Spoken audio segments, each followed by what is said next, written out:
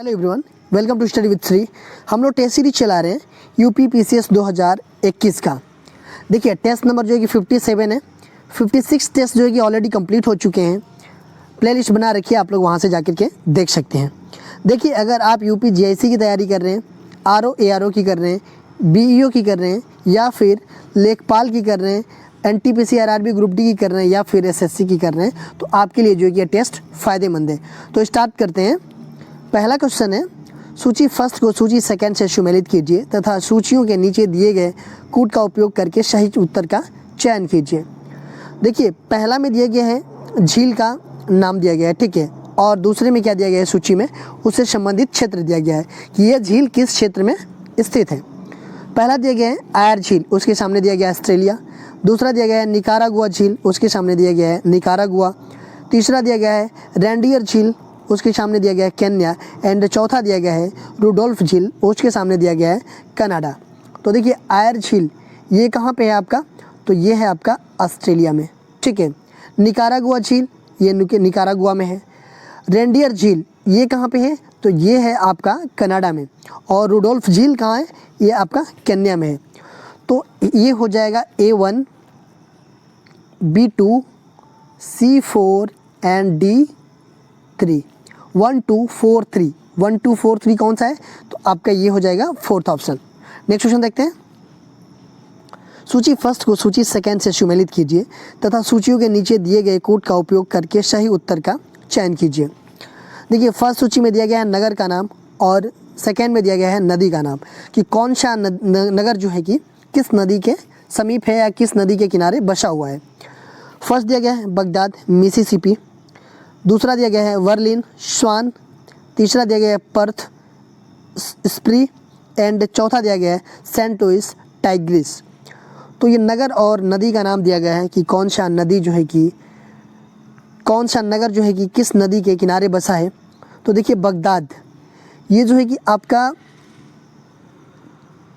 बसा है किसके किनारे, टाइग्रिस नदी के किनारे, ठीक है। दूसरा वर्लिन ये स्प्री नदी के किनारे बसा है। पर्थ ये किस नदी के किनारे बसा है, तो ये बसा है आपका स्वान नदी के किनारे। और सेंट लुइस ये बसा है आपका मिसिसिपी नदी के किनारे। तो ये हो जाएगा A4, B3, C2 and D1। 4 3 2 1 4 3 2 1 कौन सा है, तो ये फोर्थ ऑप्शन आपका सही हो जाएगा। नेक्स्ट क्वेश्चन देखते हैं। सूची फर्स्ट को सूची सेकंड से सुमेलित कीजिए तथा सूचियों के नीचे दिए गए कूट का उपयोग करके सही उत्तर का चयन कीजिए। देखिए सूची फर्स्ट में जलप्रपात दिया गया है और सूची 2 में देश का नाम दिया गया है कि कौन सा जलप्रपात किस देश में है। पहला दिया गया है येसोमाइट नॉर्वे में। दूसरा दिया गया है द मार्डाल फोसेन दक्षिण अफ्रीका में। सी दिया गया है तुगेला कैलिफोर्निया में। एंड डी दिया गया है कुकवेनन वेनेजुएला में। तो इसको मिलाते हैं। देखिए योसेमाइट जलप्रपात कहाँ पे है, तो ये है आपका कैलिफोर्निया में, ठीक है। दूसरा है द मार्डाल फोसेन, ये कहाँ है, ये है आपका नॉर्वे में। तुगेला आपका कहाँ पे है जलप्रपात, दक्षिण अफ्रीका में। कुकवेनन कहाँ पे है, तो ये है आपका वेनेजुएला में। तो ये हो जाएगा आपका A3, B1, C2, D4। 3 1 2 4 3 1 2 4 कौन सा है, तो ये पहला ऑप्शन आपका हो जाएगा फर्स्ट ऑप्शन। नेक्स्ट क्वेश्चन देखते हैं। मरुस्थल तथा अवस्थिति का गलत युग्म बताइए। देखिए रब अल खाली मरुस्थल कहाँ पे है, यमन में। दूसरा दिया गया है काराकुम मरुस्थल कहाँ पे, उज्बेकिस्तान में। थर्ड दिया गया है आटाकामा मरुस्थल उत्तरी चिली में। एंड फोर्थ ऑप्शन दिया गया है गोबी मंगोलिया में। तो ये मरुस्थल गलत युग्म बताना है, देखिए इसमें, ठीक है। तो रब अल खाली ये कहाँ पे है, ये यमन में है, ठीक है। काराकुम ये मरुस्थल कहाँ पे है, तो ये आपका उज्बेकिस्तान में नहीं है, ये तुर्कमेनिस्तान में है, ठीक है। ये आपका गलत है। आटाकामा मरुस्थल उत्तरी चिली में है और गोबी मरुस्थल जो है कि मंगोलिया में है। तो आपका दूसरा ऑप्शन क्या है, गलत है। नेक्स्ट क्वेश्चन देखते हैं। दक्षिणी गोलार्ध में पवन के बाईं ओर विचलन का क्या कारण है। फर्स्ट में पृथ्वी का घूर्णन, सेकेंड ऑप्शन है तापमान, थर्ड ऑप्शन है चुंबकीय क्षेत्र एंड फोर्थ ऑप्शन है दाब। तो दक्षिणी गोलार्ध की बात की जा रही है। दक्षिणी गोलार्ध में पवन के बाईं ओर विचलन, जो पवन बाईं ओर विचलित हो जाता है, किन कारणों से होता है? तो उसका कारण क्या होता है? तो उसका कारण है आपका पृथ्वी का घूर्णन। फर्स्ट ऑप्शन आपका सही हो जाएगा। नेक्स्ट क्वेश्चन देखते हैं। निम्न कथनों को पढ़कर कूट के अनुसार सही उत्तर का चयन कीजिए। फर्स्ट ऑप्शन दिया गया है, यह भारत स्थित सिंधु सभ्यता का सबसे बड़ा नगर है। किसके बारे में बात किया जा रहा है? कि ये जो है कि सबसे बड़ा नगर है। दूसरा दिया गया है कि इस नगर से 16 जलाशयों का प्रमाण मिला है। ठीक है। तीसरा दिया गया है, यहाँ से स्टेडियम और सूचना पट का प्रमाण भी प्राप्त होता है। स्टेडियम और सूचना पट का, देखिए तो वो कौन सा स्थल है जो कि सबसे बड़ा नगर भी है, 16 जलाशयों का प्रमाण भी मिला है और स्टेडियम और सूचना पट का भी प्रमाण प्राप्त हुआ है। तो कौन से जगह से? तो वो जगह है आपका धौलावीरा। ये फर्स्ट ऑप्शन आपका सही हो जाएगा। देखिए ये है कहाँ पे? तो ये है आपका गुजरात के कच्छ ज़िले में है। धौलावीरा का अर्थ क्या होता है? सफ़ेद कुआं। देखिए इसकी खोज किसने किया था? तो इसकी खोज जगपत जोशी ने किया था 1967-68 में। ठीक है। और इसके उत्खनन कौन करवाया था? तो रविंद्र सिंह बिष्ट ने करवाया था इसका उत्खनन। कालीबंगा, इसका अर्थ क्या होता है? काले रंग की चूड़ियाँ। ये कहाँ है? हनुमानगढ़ राजस्थान में। बनावली, ये कहाँ पे है आपका? हिसार हरियाणा में है। और कोट दीजी, ये जो है कहाँ पे है? सिंध प्रांत में है, पाकिस्तान में। नेक्स्ट क्वेश्चन देखते हैं। निम्न में से किस पूरा स्थल से वक्राकार ईंट का प्रमाण मिला है? फर्स्ट ऑप्शन है धौलावीरा, सेकेंड ऑप्शन है चनहुदड़ो, थर्ड ऑप्शन है कोट दीजी एंड फोर्थ ऑप्शन है रंगपुर।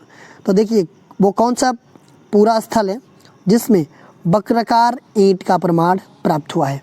तो कहाँ से प्राप्त हुआ है? तो ये प्राप्त हुआ है आपका चनहुदड़ो से। सेकेंड ऑप्शन आपका सही है। ये कहाँ पड़ता है? ये सिंध प्रांत, कहाँ पे? पाकिस्तान में।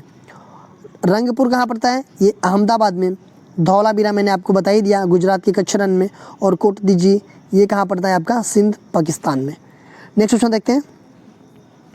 हड़प्पा सभ्यता के सामाजिक जीवन के संदर्भ में निम्न में से कौन सा कथन असत्य है?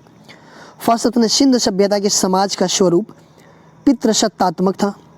सेकेंड ऑप्शन है सैंधो समाज को विद्वान वर्ग, योद्धा वर्ग, व्यापारिक एवं शिल्पी वर्ग तथा श्रमिक वर्ग में बांटा गया था।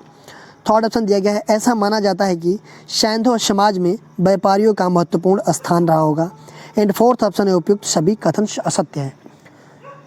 ये क्वेश्चन पूछ रहा है पहले कि हड़प्पा सभ्यता के सामाजिक जीवन के संदर्भ में निम्न में से कौन सा कथन असत्य पूछ रहा है। देखिए सिंधु सभ्यता के समाज का स्वरूप जो है कि पितृसत्तात्मक था क्या?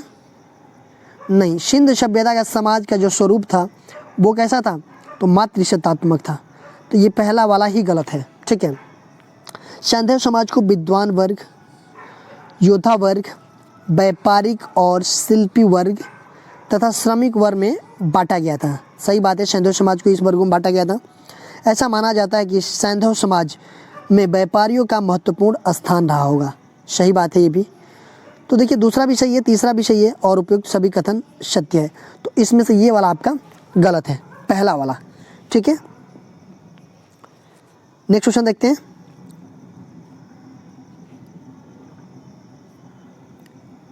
पूर्व सैंधो ताम्र पाषाणकालीन संस्कृतियों एवं उनके स्थान का गलत युग्म बताइए। फर्स्ट ऑप्शन है क्वेटा संस्कृति, कहाँ से? बलूचिस्तान। दूसरा कुली संस्कृति, कहाँ से? बलूचिस्तान। तीसरा दिया गया है कोटदीजी संस्कृति सिंध में। एंड चौथा दिया गया है झोप संस्कृति पंजाब में। तो इनका जो है कि गलत युग्म बताना है। तो देखिए क्वेटा संस्कृति बलूचिस्तान, ठीक है, सही है यहीं से। कुली संस्कृति जो है कि बलूचिस्तान से, कोटदीजी संस्कृति सिंध से और झोप संस्कृति जो है ये कहाँ से है? पंजाब से नहीं है। तो ये है आपका बलूचिस्तान से। ठीक है। नेक्स्ट क्वेश्चन देखते हैं। निम्न कथनों को पढ़कर कूट के अनुसार सही उत्तर का चयन कीजिए। फर्स्ट ऑप्शन है सैंधववासी अपने देवी देवताओं के अनेक रूपों में पूजा करते थे, जैसे पुरुष देवता। दूसरा दिया गया है मोहनजोदड़ो से प्राप्त एक मुद्रा पे सिंह युक्त त्रिमुखी पुरुष देवता का चित्र अंकित है। कूट दिया गया है कि केवल एक, केवल दो, तीसरा दिया गया है एक और दो दोनों, एंड चौथा दिया गया है न तो एक और न ही दो सही है। तो देखिए इसमें से जो है कि दोनों की बात करें तो ये दोनों सही है, ठीक है। तो इसका मतलब हो जाएगा आपका तीसरा। देखिए सैंधववासी अपने देवी देवताओं के अनेक रूपों में पूजा करते थे, जैसे पुरुष देवता, ठीक है। देखिए मोहनजोदड़ो से प्राप्त एक मुद्रा में सिंह युक्त त्रिमुखी पुरुष देवता का चित्र अंकित है, ठीक है। ये अंकित है, देखिए इसको जो है ना कि ऐसे हम समझते हैं, इससे जो है कि कई इस सिंह युक्त त्रिमुखी पुरुष देवता जो है इस चित्र से जो है कि कई सारे क्वेश्चन जो है कि इंपॉर्टेंट बनते हैं। तो इसको अच्छे से हम लोग देख लेते हैं। देखिए ये जो है कि वही है, ये सिंह युक्त, ये त्रिमुखी है, ठीक है। सिंह युक्त त्रिमुखी पुरुष देवता चित्र है, ठीक है। ये मोहनजोदड़ो से प्राप्त हुआ है। देखिए ये चित्र जो है ना, ये योग मुद्रा में एक चौकी पर निर्वस्त्र आसीन है। देखिए ये चौकी है, इस पे जो है कि ये निर्वस्त्र आसीन है। ये भी क्वेश्चन आता है कि योग मुद्रा में एक चौकी पे निर्वस्त्र आसीन है। दूसरी चीज़ें, इस चित्र के दाईं ओर एक हाथी और एक बाघ का चित्र है। देखिए ये हाथी है ना, दिख रहा है आप लोगों को, और एक ये बाघ का चित्र है। ये दाईं ओर की बात हो रही है, ये क्वेश्चन आता है, ठीक है, कि दाईं ओर किसका चित्र है, तो एक हाथी और एक बाघ का चित्र है। और बाईं ओर जो है कि एक किसका चित्र है, गैंडा और एक महिष का। देखिए ये गैंडा और एक महिष आपका बाईं ओर है, ठीक है। ये याद रखिएगा आप लोग, ये ऐसा नहीं मैं बता रहा हूँ, ये बहुत इंपॉर्टेंट है। बहुत बार क्वेश्चन में आया है कि इस जो त्रिमुखी पुरुष देवता का चित्र अंकित है ये कैसा है, तो ये निर्वस्त्र आसीन है एक चौकी पे, ठीक है। और इस चित्र के दाईं ओर एक हाथी और एक बाघ है, और बाईं ओर क्या है, तो बाईं ओर जो है कि आपका एक गैंडा और एक महिष का चित्र अंकित है, ठीक है। देखिए तथा चौकी के नीचे क्या है, दो हिरन है ये, ठीक है। तो ये चौकी के नीचे दो हिरन अंकित है। ये एक एक चीज़ जो है ना, इससे बहुत सारे क्वेश्चन बनते हैं, इसलिए मैं आपको ये चित्र के अकॉर्डिंग मैंने बता दिया कि दाईं ओर क्या है, बाईं ओर क्या है। और ये त्रिमुखी, देखिए ये तीन मुँह, एक इधर है, एक इधर है और एक इधर है, ठीक है। और ये चौकी पे आसीन है, दाईं ओर क्या है, बाईं ओर क्या है, और चौकी के नीचे क्या है, ये सब आप लोग याद रखिएगा। नेक्स्ट क्वेश्चन देखते हैं। निम्न कथनों को पढ़कर कूट के अनुसार सही उत्तर का चयन कीजिए। फर्स्ट दिया गया है, हड़प्पा मोहनजोदड़ो एवं चहुंदड़ो आदि से काफ़ी बड़ी संख्या में नारी मृड मूर्तियाँ एवं मुहरे पर अंकित नारी आकृतियाँ मिली हैं। दूसरा दिया गया है, नारी मृड मूर्तियों के सिर के दोनों ओर दीपक जैसी आकृति बनी है। तीसरा दिया गया है, मूर्ति पूजा का सर्वप्रथम उल्लेख सैंध्य सभ्यता से मिलता है। दिया गया है केवल एक और दो। दूसरा दिया गया है केवल दो और तीन। तीसरा दिया गया है केवल एक और तीन, एंड चौथा दिया गया है एक, दो और तीन। तो देखिए हड़प्पा मोहनजोदड़ो एवं चन्हुदड़ो आदि से काफ़ी बड़ी संख्या में नारी मृड मूर्तियाँ एवं मोहरों पर अंकित नारी आकृतियाँ मिली हैं। सही बात है। नारी मृड मूर्तियों के सिर के दोनों ओर दीपक जैसी आकृति बनी है सिर पे, ठीक है, ये भी सही है। मूर्ति पूजा का सर्वप्रथम उल्लेख सैंधव समाज से मिलता है, ये भी आपका सही है। तो इसका मतलब हो जाएगा एक, दो और तीन, तीनों सही है। ये चौथा ऑप्शन आपका सही हो जाएगा। नेक्स्ट क्वेश्चन देखते हैं। निम्न कथनों को पढ़कर कूट के अनुसार सही उत्तर का चयन कीजिए। पहला दिया गया है, सैंधववासी यज्ञ एवं अग्नि की पूजा करते थे। दूसरा दिया गया है, सैंधववासी यज्ञ के दौरान मानव बलि देते थे। दिया गया है केवल एक सही है, केवल दो सही है, एक और दो दोनों सही है, और चौथा दिया गया है न तो एक और न ही दो। तो देखिए ये सैंधववासी यज्ञ एवं अग्नि की पूजा करते थे, ठीक है। ये पहला जो है कि सैंधववासी यज्ञ के दौरान जो है कि ये अग्नि की पूजा करते थे, ठीक है, ठीक है। सैंधववासी जो है कि यज्ञ अग्नि की पूजा करते थे। दूसरा ये दिया गया है कि सैंधववासी यज्ञ के दौरान मानव बलि देते थे, ठीक है। देखिए ये जो है ना, लोथल, कालीबंगा और बनावली, ये अग्नि वेदिका मिली है यहाँ से। तो अग्नि वेदिका से हम समझ सकते हैं कि ये लोग जो है कि अग्नि की पूजा करते होंगे, ठीक है, इसलिए ये सही है। सैंधववासी यज्ञ के दौरान मानव बलि देते थे। तो सैंधववासी यज्ञ के दौरान जो कि मानव बलि नहीं देते थे, किसकी बलि देते थे, तो ये पशु बलि देते थे, ठीक है। तो ये आपका क्या है, ये गलत है। तो इसमें पहला ही सही है केवल, तो ये हो जाएगा आपका पहला ऑप्शन सही है। नेक्स्ट क्वेश्चन देखते हैं। निम्न कथनों को पढ़कर कूट के अनुसार सही उत्तर का चयन कीजिए। फर्स्ट दिया गया है सैंधववासी पुनर्जन्म में विश्वास नहीं करते थे। दूसरा दिया गया है सैंधववासियों में अंधविश्वास का बहुत प्रचलित था तथा उनमें जादू टोना खूब प्रचलित थी। दिया गया है केवल एक सही है, केवल दो सही है, एक और दो दोनों सही है, और न तो एक सही है और न ही दो सही है। तो देखिए ये पहला क्या दिया गया है कि सैंधववासी पुनर्जन्म में विश्वास नहीं करते थे। तो ऐसा नहीं है, ये जो है कि पुनर्जन्म में विश्वास करते थे। ठीक है, तो इसका मतलब जो है कि ये गलत है। सैंधववासियों में अंधविश्वास का बहुत प्रचलित था और उनमें जादू टोना खूब प्रचलित था, ये आपका सही है। तो देखिए ये विश्वास तो करते थे, तो ये गलत हो जाएगा, तो केवल दो सही है इसमें। ठीक है, तो ये हो जाएगा आपका दूसरा ऑप्शन। नेक्स्ट क्वेश्चन देखते हैं।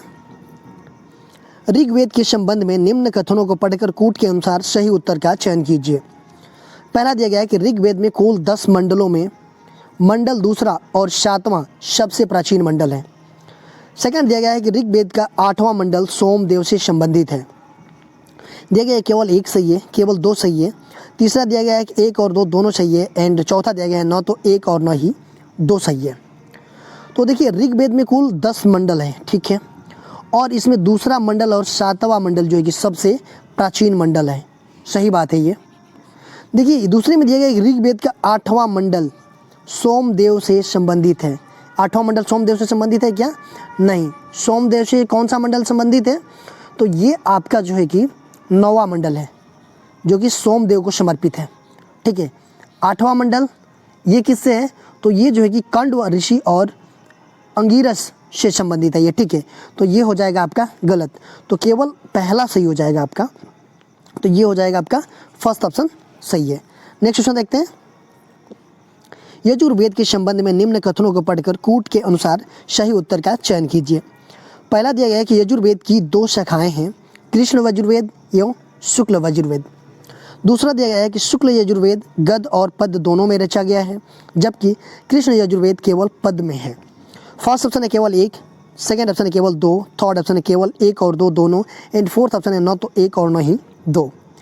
तो देखिए क्या दिया गया है, यजुर्वेद की 2 शाखाएं हैं।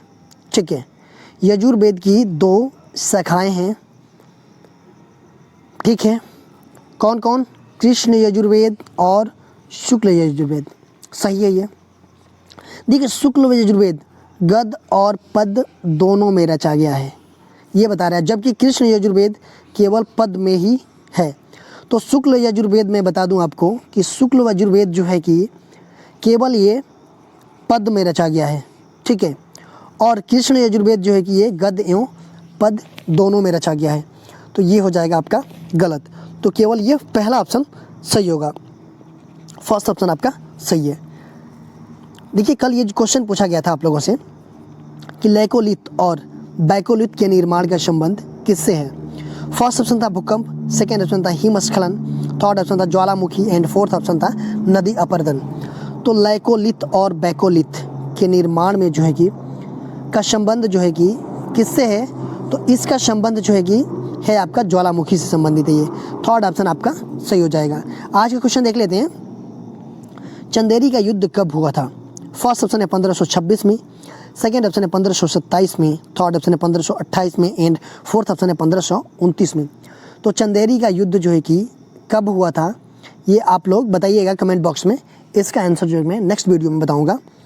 दोस्तों अगर आप जो है कि इंस्टाग्राम फेसबुक पे फॉलो करना चाहते हैं तो आप मुझे फॉलो कर सकते हैं। इंस्टाग्राम पे हमारी आईडी है स्टडी विद श्री 25, फेसबुक पे एक मेरा पेज है स्टडी विद श्री के नाम से, एंड फेसबुक पे एक मेरा ग्रुप है UPPCS BEO ROARO करके। तो आप लोग वहाँ से भी कनेक्ट हो सकते हैं, वहाँ पे स्टडी से रिलेटेड चीज़ें पोस्ट की जाती है। दोस्तों अगर वीडियो अच्छी लगी तो आप लोग लाइक कीजिएगा, सब्सक्राइब कीजिएगा, अपने दोस्तों को शेयर कीजिएगा। अगर वीडियो अच्छी ना लगे तो डिसलाइक कीजिएगा और कमेंट बॉक्स में मुझे बताइएगा डिसलाइक क्यों किया। वीडियो देखने के लिए धन्यवाद।